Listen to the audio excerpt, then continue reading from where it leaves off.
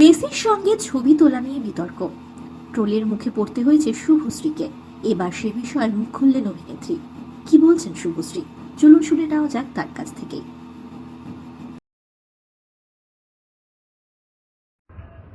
নমস্কার, আমি শুভশ্রী গাঙ্গুলি। যুব ভারতীতে মেসিকে নিয়ে যে মেসটা ঘটে গেল সেটা নিয়ে কিছু ক্লারিফিকেশন দেওয়ার জন্যই এই ভিডিওটা আমি করছি। আপনাদের সবাইকে স্বাগত সিনে গসিপে। গোট ইভেন্টে আমি একজন ইনভাইটি ছিলাম, মানে আমাকে ইনভিটেশন পাঠানো হয়েছিল। আমি হায়াতে গেছিলাম। আমার ফ্রেটার্নিটি থেকে আমি এবং কৌশিক গাঙ্গুলি ছিলেন। শুধুমাত্র আমার ফ্রেটার্নিটি নয়, বড় বড় ইন্ডাস্ট্রিয়ালিস্টরা ছিলেন, এমিনেন্ট জাজেস, আইপিএস অফিসার্স, জার্নালিস্ট, স্পন্সরসদের তরফ থেকে অনেকে ছিলেন। সেখানে অ্যাক্টিভিটিটা এটাই ছিল, উনি আসবেন, আমাদের সবার সাথে মিট করবেন এবং ছবি তুলবেন। আমি 8:30 নাগাদ হায়াতে পৌঁছই। 10:15 নাগাদ ওনার সাথে আমার মিট হয়, আমি ছবি তুলি এবং যখন আমি বেরিয়ে আসছি তখন পিআর টিম থেকে আমাকে রিকোয়েস্ট করা হয়, ওদের পিআর টিম থেকে আমাকে রিকোয়েস্ট করা হয় যদি আমি যুব ভারতীতে যাই তাহলে ওনাদের জন্য খুব সুবিধে হয়, কারণ ওখানেও নানান রকম ব্যবস্থাপনা ছিল মেসিকে ঘিরে। যেখানে আমি থাকলে ওনাদের সুবিধে হয়। আমি ছাড়াও Sourav Ganguly, SRK, honourable chief minister. হ্যাঁ, আর একটা কথা বলে দিই, যেহেতু এই প্রশ্নটা উঠছে যে আমাদের ইন্ডাস্ট্রি থেকে আমাকেই কেন ডাকা হয়েছে, এটার উত্তর ওদের পিআর টিম বেশি ভালো দিতে পারবে যে আমাকে কেন ইনভাইট করা হয়েছিল। আমি রাজি হওয়ার পর হায়াত থেকে বেরিয়ে যুব ভারতীতে যাই এবং আমাদের জন্য একটা নির্দিষ্ট টেন্ট করা হয়েছিল, সেখানে অনেকেই আমরা বসেছিলাম, ওনার জন্য অপেক্ষা করছিলাম, অনুষ্ঠান শুরু হওয়ার অপেক্ষা করছিলাম। ইন বিটুইন আমার পিআর টিম থেকে ইনস্টাগ্রামে ফটোগুলো পোস্ট করা হয়। আমরা রিয়েলাইজ করিনি ঠিক সেই সময় ছবি পোস্ট হয়নি, তার কারণ ওখানে জ্যামার লাগানো ছিল। আপনারা যারা যারা ওখানে ছিলেন তারা নিশ্চয়ই জানেন আপনাদেরও ফোনের নেটওয়ার্ক কাজ করছিল না। 11:30 নাগাদ মেসি ঢোকেন এবং ঢোকার পর যে ক্যাওসটা শুরু হয়, যে ডিজাস্টারটা হয়, সেটা আমি নিজের চোখে দেখেছি। আমি মাঠে বসে নিজে ওনাকে দেখতে পাচ্ছিলাম না। আপনারা কিভাবে দেখবেন?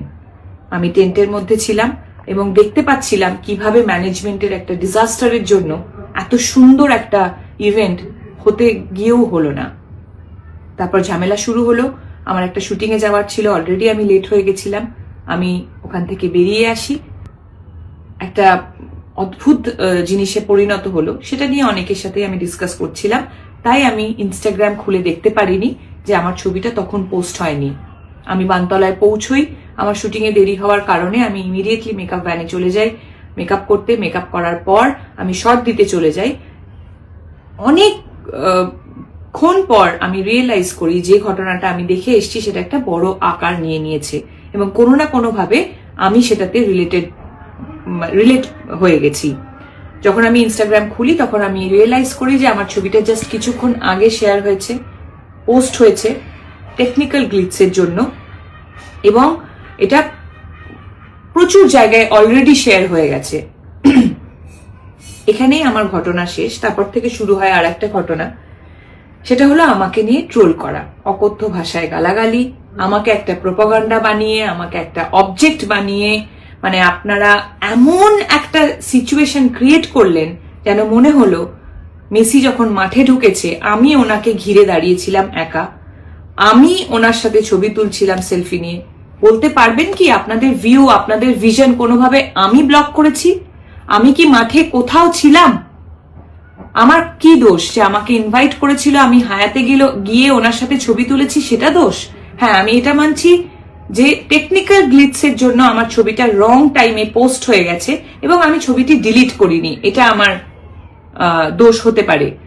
কিন্তু আমাকে নিয়ে যেভাবে নোংরামি আপনারা করছেন, আপনাদের সাথে আমি সমব্যথী। আপনাদের এত কষ্টের রোজগার, আপনাদের স্বপ্নের মানুষকে আপনারা দেখতেই পেলেন না।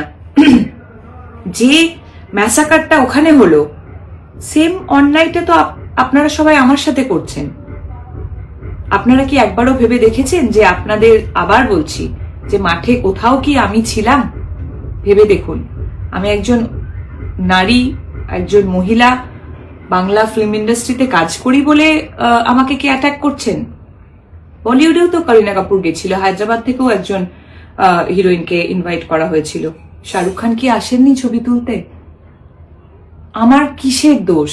একটা পলিটিক্যাল অ্যাঙ্গেল দিয়ে দেওয়া হচ্ছে, নানান রকম পলিটিক্যাল নেতারা আমার ছবি নিয়ে প্রেস কনফারেন্স করছেন, নানান রকম জার্নালিস্টরা হয়তো তাদেরকে আমি কখনো সময় দিতে পারিনি বলে রাগ একদম উপরে দিচ্ছেন যে টিএমসি এমএলএ রাজ চক্রবর্তীর বউ অমুকের এক্স গার্লফ্রেন্ড।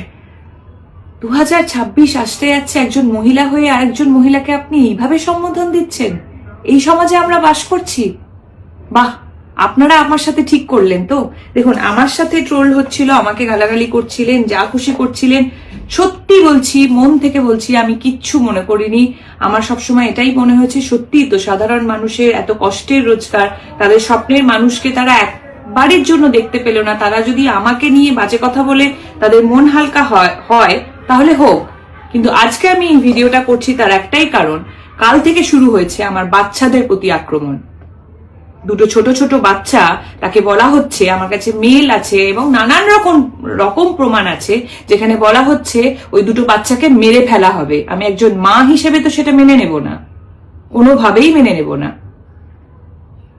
আমি তো একজন পলিটিশিয়ান নই, আমি একজন অ্যাক্ট্রেস। আমার ভুলটা কোথায়? আবার বলছি, আমি কি মাঠে কোথাও ছিলাম? আপনাদের ভিশন আমি ব্লক করেছি? আমার বাচ্চাদের ওপর কেন আসছে? আপনারাও কিন্তু ইকুয়ালি অন্যায়টা করে ফেলেছেন, এটাই বলবো। এই ভিডিওটার পরেও নিশ্চয়ই আপনারা অনেকে অনেক কিছুই বলবেন, বলুন, অসুবিধে নেই, কিন্তু নিজেদের মানবিকতাটা হারিয়ে ফেলবেন না। দুটো বাচ্চা কোনোভাবেই কিন্তু যুক্ত ছিল না, সেই দুটো বাচ্চাকে প্লিজ টানবেন না। সবাই খুব ভালো থাকবেন, সকলকে ভালো রাখবেন।